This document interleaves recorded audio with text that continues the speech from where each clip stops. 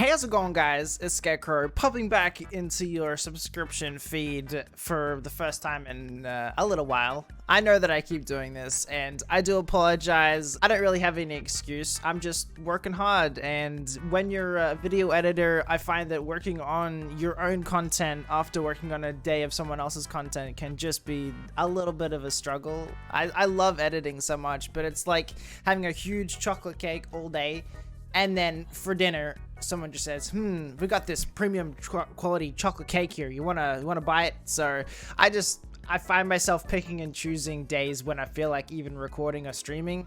And today is one of those days. I just feel like recording. And what am I recording today? Well, keeping in theme with my completely randomness here on my channel, we have an Assassin's Creed tier list today. So I was just watching some Assassin's Creed on YouTube, just some random stuff, and I thought, you know what?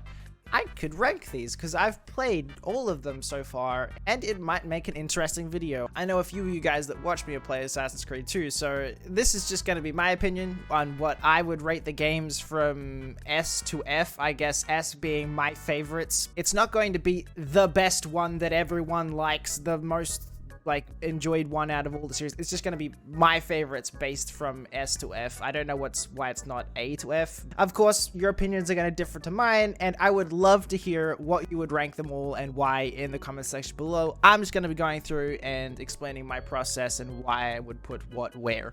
And we're going to be starting with the first Assassin's Creed, which is Assassin's Creed 1, the good old one from 2007, 2008, somewhere around there. Anyway, I played this on a crappy laptop with no internet way back in the day when I bought a double pack of Assassin's Creed 1 and Assassin's Creed 2 from EB Games. And I had a lot of fun. I was definitely too young to be playing the game, but you know, everyone's had that moment in their childhood where they're playing games that definitely are a little bit too mature for them. But in terms of ranking of where I would put this, I'm gonna put this as a solid C for now. I think C for now is a good starting point for Assassin's Creed. It's the classic. You got to pay homage to the classic. C is not bad in my opinion. C is just average. Like, this is the launching point for the series. This is where you get the sort of themes of it all. The characters are pretty cool. The story is very simplistic, and it's just a good launching point for the series that propelled it into much better things. So I'm not going to rate it any higher than a C, I don't think. Not bad. A good start to the series, and I think C is a good place for it. Just middle ground. So moving up, Assassin's Creed 2. This is probably... you know, I'm going to put this as A. A lot of people would rank this as S. For a lot of people, this is where the series peaked in the second game, way back in 2009, I think it was. So, for me personally, I loved the game. Originally, I read the book before I even knew about the game. I read the book way back when I was a kid, and I loved the book. And then I found out there was a video game, and it just appealed to me so much as a video game. Like I said, when I bought the first one, it came with it. And this one blew away the first one in terms of everything. Story, characters, weapons designs, just the world, everything. It was just great. And coming from the book, knowing a little bit more in detail the story than coming to the game actually helped it out a lot. So for me, I'm gonna put it an A tier for nostalgia factor. It is aging a bit now, but they have re-released it on, I think, in a sort of remastered collection for PS4 and Xbox, and it is always worth coming back to for nostalgia. The soundtrack of this by Jesper Kyd is just great, but it does not rival my personal favorite in the series. It's not my personal favorite, so which is why it's going on A tier, just because of the fact that it's nearly everyone's favorite and definitely one of the best. So next we have Brotherhood. Brotherhood is gonna go... I'm gonna put Brotherhood... Oh, this is a struggle. You know, I'm gonna put Brotherhood as an A, just because it's a really good continuation of the Ezio story. It's definitely as good to me as Assassin's Creed 2. It picked up in terms of the story. It carried on that really cool theme of the era. It went to another interesting location. It added a bunch with the actual Brotherhood mechanics and stuff like that. I had so much fun just like building my Brotherhood and assembling it and just roaming around the city, recruiting people and stuff. I really like this game. I know a lot of people felt that it was very similar. I think think the development team only had like less than a year or so to work on the game. It released like nearly a year after Assassin's Creed 2, so they didn't have a lot of time to work on it, but for what they had, it was a really solid title. And I know a lot of people think it's very similar to Assassin's Creed 2, but for me, the Ezio trilogy is when the series really peaked. So I'm gonna keep it as an A tier, just because, again, really solid entry in the series. I love the characters in it. Ezio is just the best, and it's a really good continuation of Assassin's Creed 2. Moving on, Assassin's Creed Revelations just automatically gets an S tier for me. This is my favorite game in the series, just because it caps off Ezio's story. Ezio is my favorite video game character of all time. I love him so much. I grew up with his character, and playing this game with the emotional weight that it carried after the first 3 games was just perfect. It capped it off so well. If the series had have ended there, I wouldn't have minded, because of the way that it ended. For me, it was such an emotional story. I'm not gonna lie, I teared up a bit in this game when I played it the first time. Going back to it now, I probably still would, just because the music with the emotional beats of that story was just a perfect way to end the Ezio trilogy. And I've been hoping to get Ezio back in an Assassin's Creed ever since Revelations. It's an automatic S tier for me. I love this game so much. Up next, we have Assassin's Creed 3. Now, originally, like when I first played the game, the first time, I would put this game as an A. But now it is going to sit squarely in the B category. Not quite as good as the games that came before it. Graphically, yes. I remember the first time that I ever played this game. I remember in the intro sequence in the theater with Haytham, I remember looking at the character's face and seeing the texture work on their noses, and like, holy shit, I can see the pores on their noses. And I remember that moment so clearly. I remember that. And graphically, yes. Story-wise, world-wise, it should be higher than it is for me. But for some reason, I went back and replayed it recently with the re-release of the remastered version, and it didn't carry the emotional weight that the first 4 games did for me. For me, it's gonna sit in a B. I love Connor. I love the world. I just would rate it slightly under the others. Not by much, but just enough to put it in the B category. I know it's a controversial one. People would probably put it lower. I think Assassin's Creed 3 has probably the best Assassin's Creed trailer of all time. If you haven't seen the Assassin's Creed 3 trailer on YouTube, just that right there probably is what keeps it in the B category for me, but it's really good. So if you haven't seen it, check it out. All right, moving on, we have Assassin's Creed Liberations. I think I'm not sure exactly on the timeline, but Liberations for me, Liberations is an F. I haven't played it all the way through.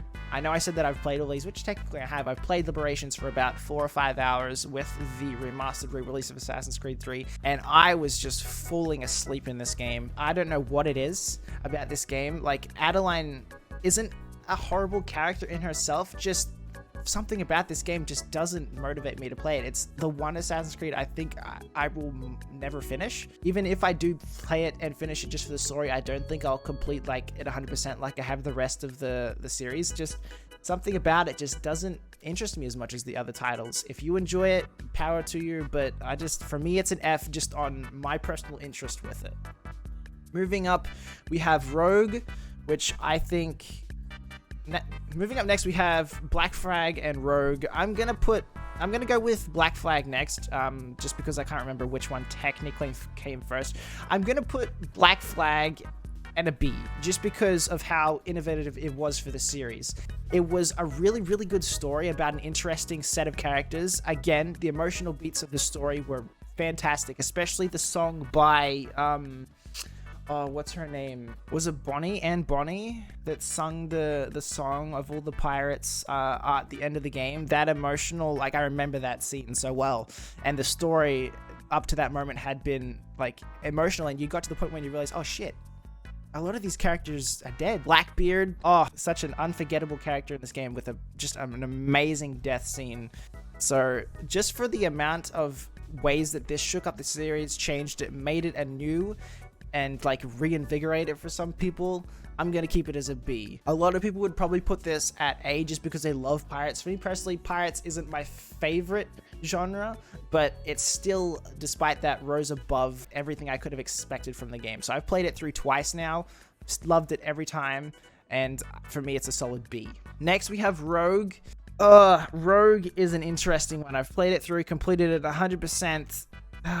It pains me to do this. It pains me, but I might put it at a C, just because I don't think it quite gets to the heights of the ones above it. I just don't think it quite gets there. Like, story-wise, it's really interesting. A Templar killing assassins, and in terms of the story, they did go in some interesting areas, and I like Shay. Shay is actually a really cool character. I love his outfit. His outfit is cool. I really remember that playing it throughout the series. I love black in video games, and having a black assassin outfit was just, oh, I really liked that. But in terms of the mechanics and stuff, it was so similar to Assassin's Creed 3 that when I first saw the trailer for it, I was just like, wow, is this an expansion? But no, it does enough to like extend the series a little bit, but in terms of the overall package, I'm gonna keep it around C. C is, again, not terrible, just a bit average. So I will probably replay Rogue again one day just for nostalgia, because I like Shay's story, but I think C is a decent place to put him for now. I might, again, adjust these later. Next, we have Unity. Unity originally started out as a D for me. It's not where it's going to stay. It's going to move up into a... into probably an A for me.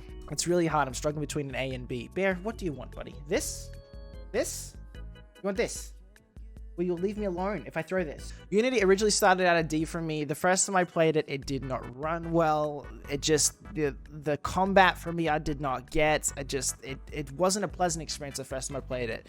A few PC upgrades later, coming back to the game, replaying it on various platforms, it gradually grew in popularity with me, and I think the Assassin's Creed fanbase too, to where I can comfortably put it as an A. The world building in this game is arguably, I think, the best in the series.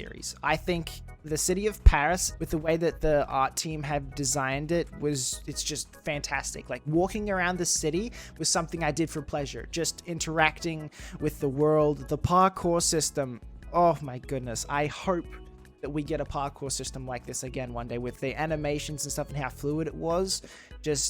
I don't think that's been topped in terms of the fluidity of the actual game. I think it'll be really hard to top Unity. The story was longer, I think, than it should have been, and there was emotion clearly there. I didn't quite connect with it in the same way that I did previous games. The story of Arnaud and Elise is a good romantic, tragic story, and if you're into that, a lot of people like really felt that, and a lot of people didn't. For me, it kind of fell a little flat. I'm not bashing on the characters or anything like that. It just didn't connect with me as much as it probably would have liked to have.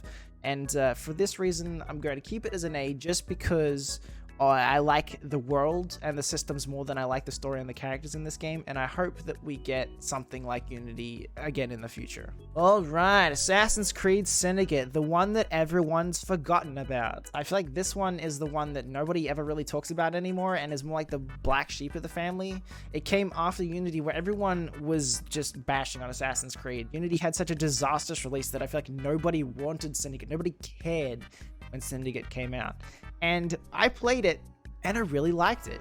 It was a really cool, lighthearted, just fun romp around London, exploring London, ziplining around like Batman, which has no sense of reality. Like, this game just threw reality straight out the window and say, you know what? Frick it, we're just gonna have a bit of fun with this iteration. We're not gonna pay as much attention to every little detail as Unity, but you know what? We'll just gloss over it because we've got these really cool, funny characters. And having twins that kind of focused on different areas, like you got the Brawler Jacob and you got the Stealthy Evie. Like, I like that. I really like that. It's the only game so far, I think, where we've had the ability to completely switch characters on the fly, whoever you wanted, and they had different abilities. I think that was really cool. I think they played a little bit similar, though. I think you could pretty much play the entire game either or character, and it wouldn't really matter that much until you got right up into the higher end of the skill tree, and then Evie just completely broke the game with her invisibility shroud. That was just... But again, realism at the window. So I'm going to put Syndicate at a B, just because I think it was a good return to form. It was what the series really needed after Unity, which was a dependable game, even if a lot of people didn't play it. The Jack the Ripper DLC was freaking great. If you haven't played it, I recently went back, reinstalled the game just to play the DLC because I hadn't played it before. Definitely recommend. All right, now we have Origins. I'm probably gonna put Origins again in a B. The B tier is getting pretty stacked here, but I think B is a pretty good place for an Assassin's Creed to be, just based on the competition. And Origins, I think, probably deserves higher, but just for me personally, I'm gonna put it as a B. I'm not the hugest Ancient Egypt fan. This game made me realize how cool Ancient Egypt could be. Running around with your hidden blade, way back discovering the origins of the Order was really cool. I like the series when it's more middle-aged, into the more Middle Ages. I love the Renaissance era. It's still my favorite. Ancient Egypt, it was a very cool setting, and I love Bayek. Bayek's a really cool character, and he does set up the whole origin of the universe well. They did really well with the world as well. It's just a huge open land to explore. They definitely started down this more RPG trend, which I'm still undecided on. I'm still undecided on if I like this approach more. I like the length of this game, and I like the amount of stuff they do in it, but it does drag in a lot of areas. Spending 100+ hours on a game can be a bit of a chore sometimes. I'll talk about that more in a minute, but I'm gonna put Origins at a B. A lot of people will probably say it deserves higher, but I think in amongst the competition that it has with 3, Black Flag, and Syndicate, I think that's a pretty good spot for it. Now, the most controversial one, I just realized you guys can't quite see the little thing down here, but the most controversial one for me, Odyssey, I'm gonna have to put it at a D. I decided about D and F. I don't think it deserves an F. I'm gonna put it as a D, and let me explain. Odyssey is not a bad game by any means. It's not a bad RPG game. I think it just is a bad Assassin's Creed game. I really do. I played this game in one long stretch. I sat down from start to finish and 100% of this game. And by the end of it, I was just so tired. I was so worn out, and like I wanted it to end, and that was just playing the main game. I'd bought the gold edition, and I had to play all of the DLC, which I did back to back, slapped them all out, got them all done, and I just immediately dropped this game. I dropped it, uninstalled it, and I don't think I have the mental fortitude to ever install it again.